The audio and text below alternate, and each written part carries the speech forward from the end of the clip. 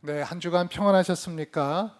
네, 이 시간 우리 옆분과 이렇게 인사해 보겠습니다. 오늘 설교의 제목인데요. 당신은 여호와께 복을 받은 사람입니다. 이렇게 한번 인사해 볼까요? 네, 안녕하세요. 당신은 여호와께 복을 받은 사람입니다. 아멘. 네, 이런 축복이 우리 모든 예수사랑교회 성도님들 가정과 또 자녀와 일터에 함께 하시기를 주의 이름으로 축원드립니다. 광주 송정역에 가면 조그마한 가게가 있습니다. 제가 가끔씩 들리는 곳인데요. 이삭 토스트라는 가게입니다. 아마 여러분 집 주위에도 조그만 그 토스트 가게를 보신 적이 있을 텐데 이 토스트 가게는 조금 특별합니다. 제가 여러 가게를 방문해 봤지만 카운터 앞에 성경 구절을 이렇게 적어 놓은 데가 별로 없는데 이 토스트 가게에는 창세기 26장 12절 말씀이 적혀 있습니다. 어떤 말씀일까요? 이삭이 그 땅에서 농사하여 그 해에 100배나 얻었고 여호와께서 복을 주심으로 그 사람이 창대하고 왕성하여 마침내 거부가 되어, 그 말씀이 거기 적혀 있는 것입니다. 그래서 제가 이 기업은 도대체 어떤 곳인가 찾아봤더니 1995년 김하경이라는 이 창업주가 조그만 가게를 시작했습니다. 가게를 시작하면서 기업의 가치를 나와 남에게 유익이 되는 기업이 되자 하면서 시작을 한 것이 벌써 20여 년이 지났죠. 2003년도에 첫 가맹점을 내게 됩니다. 어려움에 처한 한 가정이 우연한 계기로 김하경 대표를 만나게 되었고 그들을 돕는 의미에서 1호 가맹점을 맺게 되었습니다. 그것이 2003년이니까 벌써 20년이 지났죠. 20년이 지난 오늘 전국에 약 700여 개의 이삭 토스트 가맹점이 생겼다고 합니다. 저도 가끔씩 이 토스트 가게에 들려서 한 끼를 때우곤 하는데 음식도 맛있고 또 가성비도 좋고 가격도 저렴해서 참 유익한 그러한 곳이다 이런 생각을 해 보았습니다. 이삭의 이름처럼 이 토스트 가게가 번창할 수 있기를 마음으로 소원해 봅니다. 성경에는 수많은 인물들이 등장합니다. 역사의 전면에 등장해서 성경의 여러 책에 걸쳐서 설명된 다윗, 솔로몬과 같은 인물도 있고 어떤 인물은 잠시 스쳐가는 듯하게 이름만 언급된 인물이 있습니다. 그 중에서도 오늘 우리가 살펴보아야 할 인물은 이삭이라는 인물입니다. 아브라함, 이삭, 야곱, 요셉으로 이어지는 4명의 족장 가운데에서 이삭은 다른 이들에 비해서는 별로 주목을 받지 못한 인물입니다. 왜 그럴까요? 아브라함은 믿음의 조상이라는 별칭이 붙었습니다. 갈 곳을 모르는 그러한 상황에서 하나님께서 지시할 땅으로 가라 했을 때 믿음의 첫 발을 내렸고 또 내 아들을 바쳐라 했을 때 모리아 산에서 순종함으로 아들을 번제로 바치려는 그러한 사람이었죠. 그래서 사람들은 아브라함을 가리켜서 믿음의 조상이다 이렇게 별칭을 붙이고 있습니다. 야곱은 어떻습니까? 그의 이름처럼 매우 집념이 강한 사람이었습니다. 쌍둥이 형 에서의 장자권을 뺏을 정도로 욕심이 많았던 사람이죠.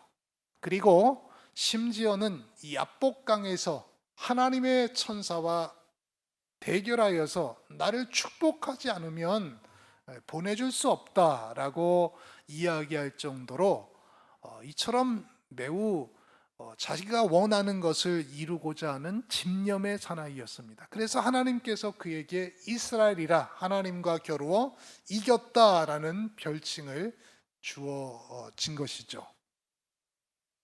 요셉은 말하면 잔소리죠.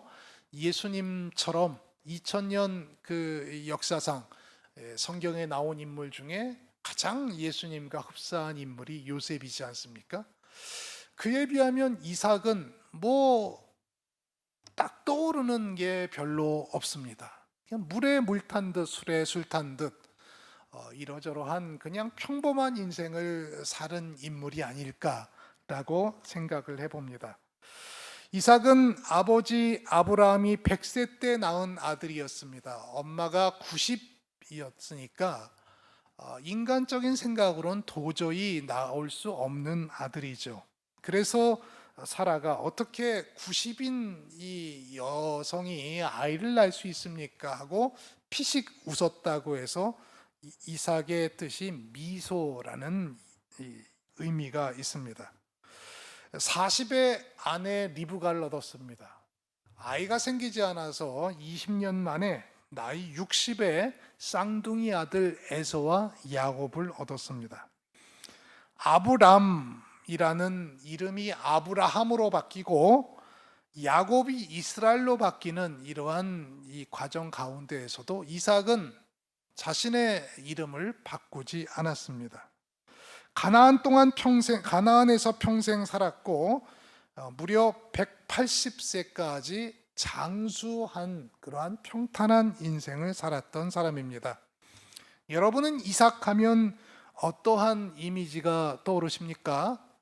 물론 가장 하이라이트는 모리아 산에서 스스로 순종하여서 결박된 채 아브라함에게 죽임을 당하려는 그러한 모습, 저는 이제 명화로 봤던 그러한 모습이 떠오르는데요.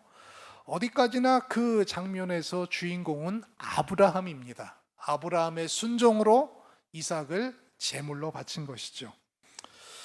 이삭하면 저는 우물 파기의 명수다라는 그러한 별칭이 떠오릅니다. 그는 가는 곳곳마다 우물을 팠습니다. 왜 그랬을까요? 광야 사막에서 우물은 생명수와 같은 것입니다. 우물이 있어야 생존하고 가축들을 먹이고 농사를 지을 수 있기 때문입니다. 그래서 이삭은 어린 시절부터 우물이 얼마나 중요한지 알았고 이 우물 파는 데에는 다른 누구와 비교할 수 없을 정도로 달인이 되었던 것입니다. 그런데 여러분, 어느 순간 기근이 찾아왔습니다. 기근은 우리의 인생에도 찾아올 수 있고 또 우리의 교회에도 찾아올 수 있습니다. 어려운 시험, 고난, 또 환난의 순간이 인생의 기근이 찾아오는 시기입니다. 그럴 때 많은 사람들은 어떻게 합니까? 평소에는 신앙이 좋은 것 같은데, 평소에는 잘 믿는 것 같은데 기근의 시대가 찾아오면 그때 그 사람의 진 모습이 나타납니다. 신앙이 흔들리고 믿음이 약해지고 또 저 낙담에 빠진다면 진정한 신앙의 모습은 아니겠지요. 기근이 찾아왔을 때 하나님께서 이삭에게 나타나셨습니다. 그리고 말씀하셨습니다. 저 화려하고 풍요롭게 보이는 애굽으로 가지 말고 이 가나안 땅에 머물라. 내가 너와 함께 하겠다. 아브라함과 너의 조상 아버지 아브라함과 맺었던 언약을 내가 지킬 것이고 너와 함께 하겠고 너의 자녀들을 하늘의 별처럼 번성케 하겠다. 하나님께서는 이렇게 이삭에게 약속을 하신 것입니다. 본문 2절과 4절에는 하나님께서 이삭에게 하신 약속이 잘 설명되고 있습니다. 사람들은 눈에 보이는 화려한 것을 쫓기 쉽습니다. 당대 최고 번성했던 나라였던 애굽을 향하여 많은 사람들이 떠나고 있을 때 이삭은 하나님의 약속을 붙들었습니다. 우리가 인생의 위기를 만날 때, 기근을 당할 때 하나님의 약속을 붙드는 것이 중요한 줄 믿습니다. 이것이 살 길이요, 이것이 승리하는 길입니다. 본문 13절을 보십시오. 어떤 말씀을 하고 있습니까? 12절 13절을 보면 이러한 기근의 시대에 하나님께서 그와 함께 하시자 이삭이 그 땅에 농사하여서 그 해에 100배나 얻었다는 말씀을 합니다. 할렐루야. 남들은 기근의 시대에 평소처럼 수확을 하지 못할 때 100배나 소출을 얻게 된 것입니다. 어떻게 그렇게 할 수 있습니까? 여호와께서 그에게 복을 주셨기 때문이라고 성경은 이야기합니다. 그 사람이 창대하고 왕성하여 마침내 거부가 되었다. 양과 소가 떼를 이루고 종도 심히 많았다. 여기에 비결이 있습니다. 하나님의 약속을 붙들고 하나님과 함께하고 하나님께 무릎을 꿇었을 때 하나님께서 그에게 복에 복을 더하여 주셨다는 것입니다. 우리가 인생을 살다 보면 때로는 어려움도 당하고 위험도 당하고 또 뜻하지 않는 또 시기와 질투와 또 오해도 경험할 수 있습니다. 그럴 때 대부분의 사람들은 낙심하죠. 뭐 사람이니까 당연한 거 아니겠습니까? 절망도 하고 또 하나님을 원망하기도 하고. 그러나 이삭은 달랐습니다. 하나님의 약속을 붙든 것입니다. 그랬더니 하나님께서 복에 복을 부어 주신 줄 믿습니다. 하나님께서 복을 부어 주시면 기근의 시대에 환난의 시대에 오히려 그것이 인생 역전의 기회가 된 것입니다. 그런데 여러분, 인생이라는 게 참 묘하죠. 잘 되고 또 앞길이 창창하게 열리고 복의 복을 받으면 그러한 일이 계속 지속되면 되는데 좋을 텐데 중간에 분명히 문제가 생깁니다. 자녀가 문제가 생기든지 건강에 문제가 생기든지 갑자기 사고가 일어나든지 여러 문제가 생깁니다. 오늘 본문에 보면 어떤 문제가 생깁니까? 이삭이 100배의 소출을 얻고 점점점 잘 되자 주위에 있던 사람들이 시기 질투를 하기 시작합니다. 아니, 우리는 지금 평소보다 더 소출이 줄어들고 살기도 힘들고 어려운데 뭐 우리 땅에 살던 저 사람도 아니고 저 어디 굴러먹은 사람이 와가지고 100배나 소출이 많아지고 점점 잘 살아지니까 이 사람들이 시기 질투를 합니다. 그리고 아브라함 때에 팠던 우물들을 다 흙으로 막아버리는 거예요.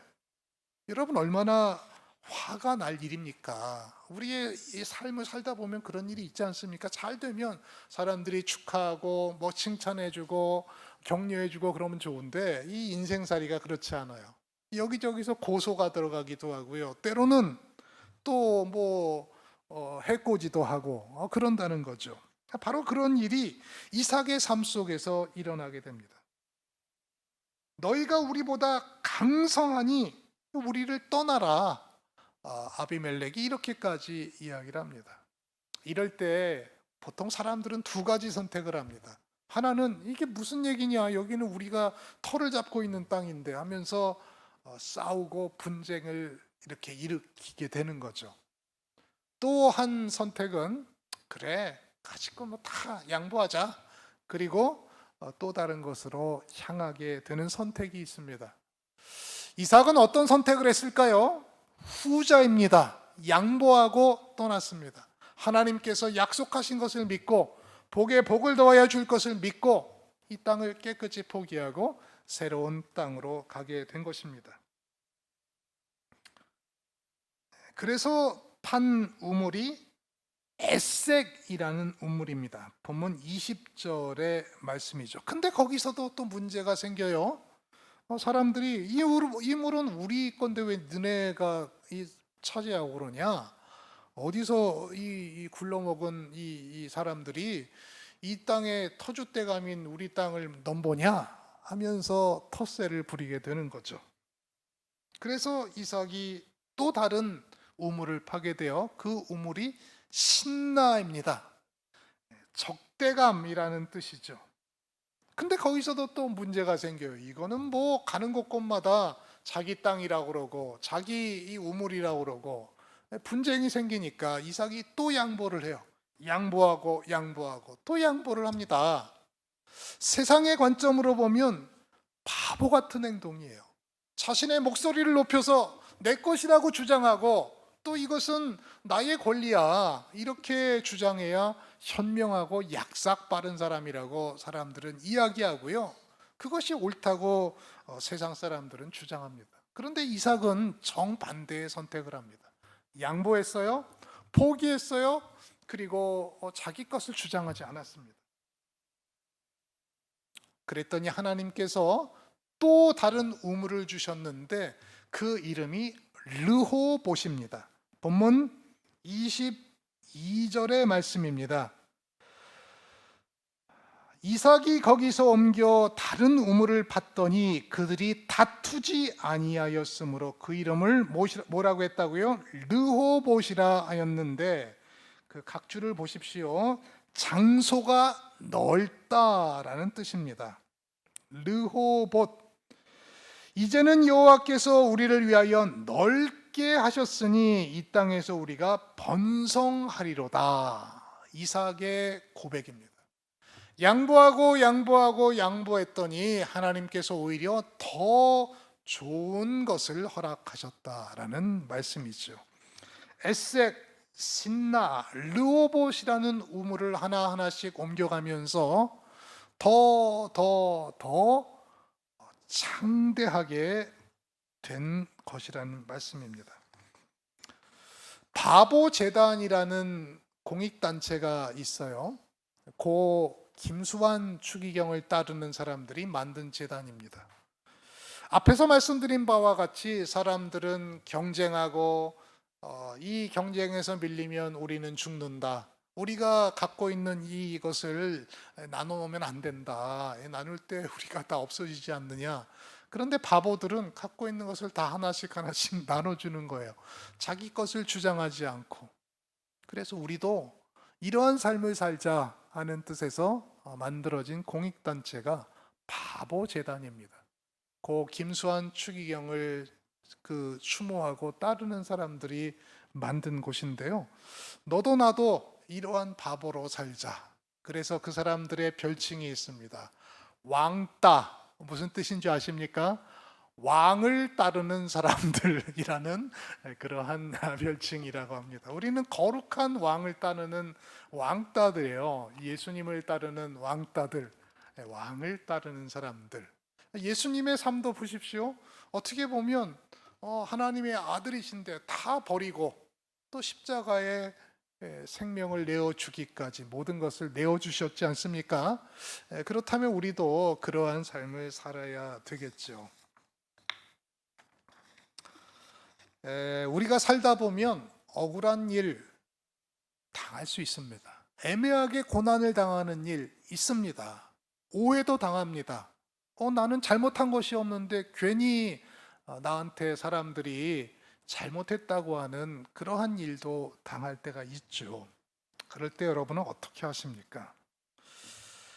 서양 학생들은 이 밴드를 차고 다니는데 크리스찬들이 WWJD라는 것을 새겨가지고 다닌다고 해요. 그게 무슨 뜻이냐면 What would Jesus do? 예수님이라면 어떻게 하셨을까?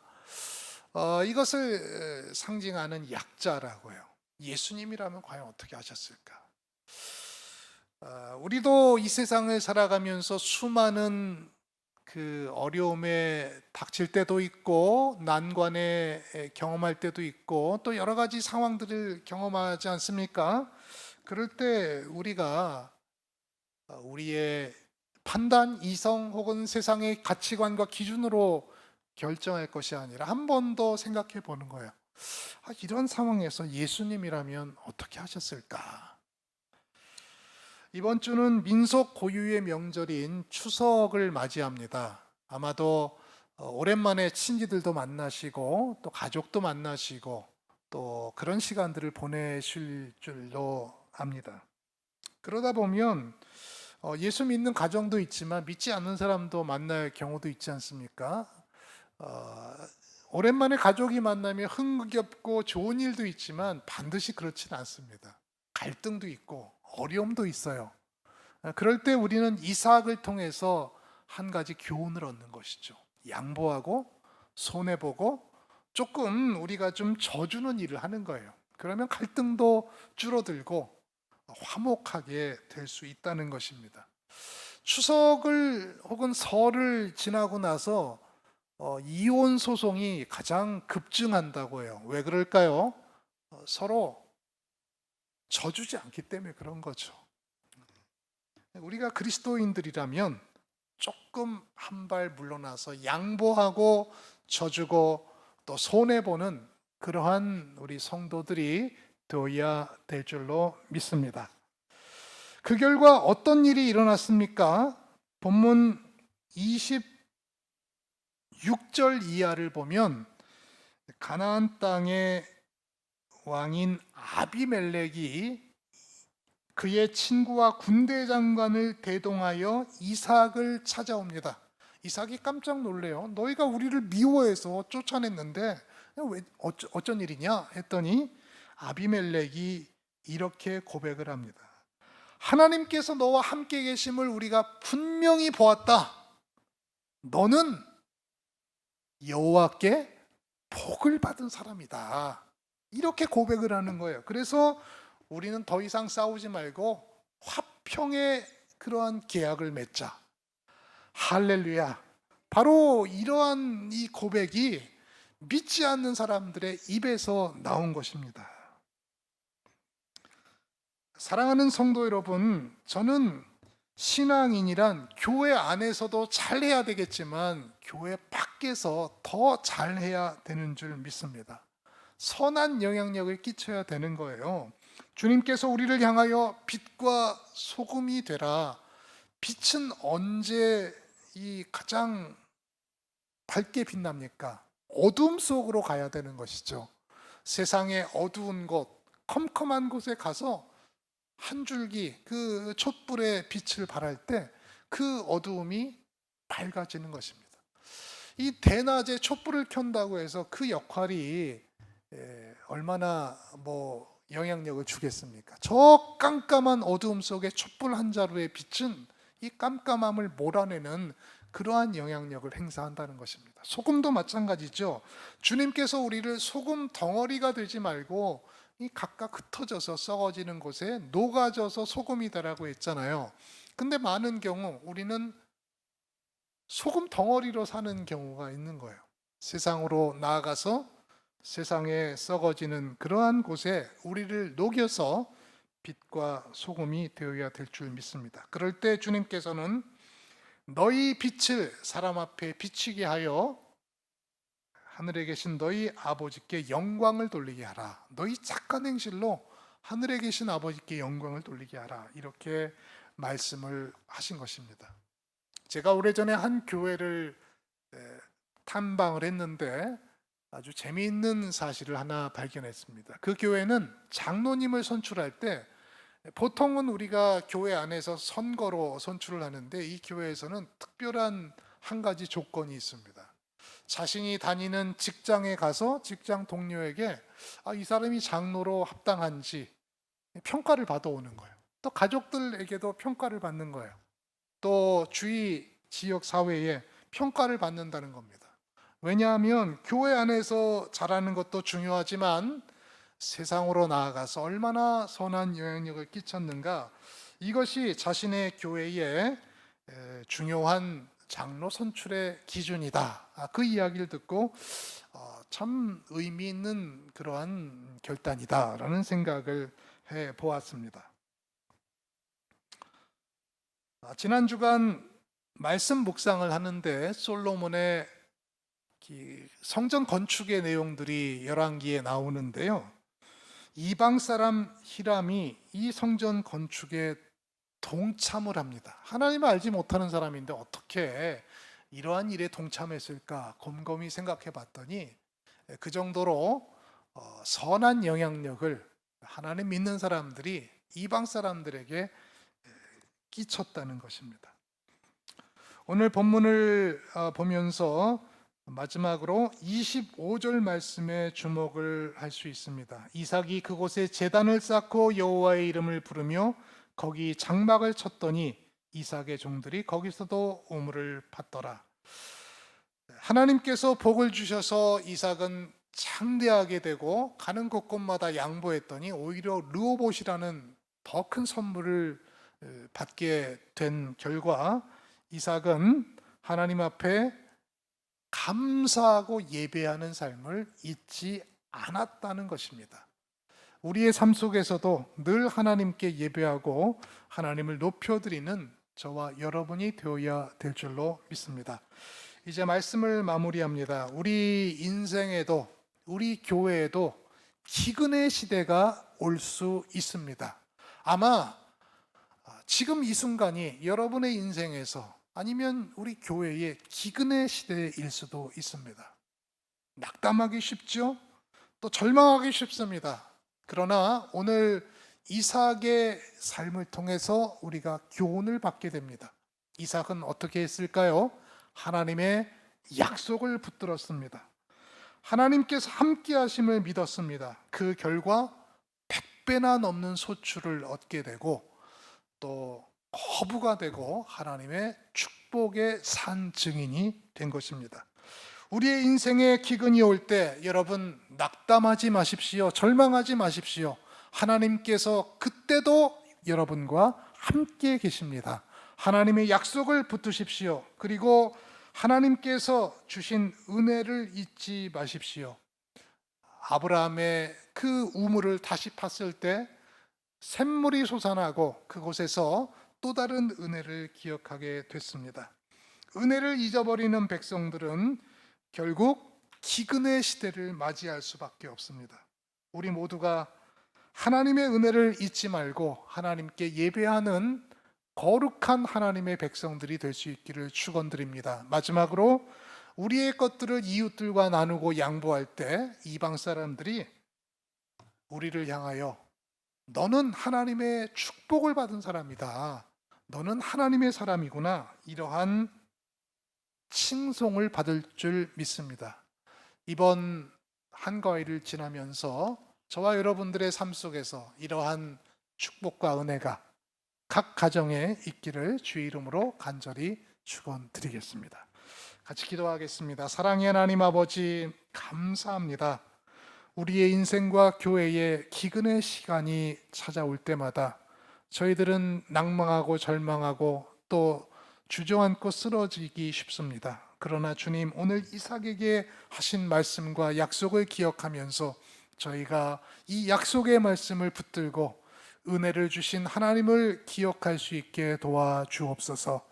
더불어 늘 주님 앞에 예배하고 또 하나님을 경배하는 삶을 멈추지 않게 하시고 우리의 것을 이웃들과 나누며 또 양보하는 삶을 통하여 많은 이들에게 칭송받는 저희들 될 수 있게 도와주시옵소서.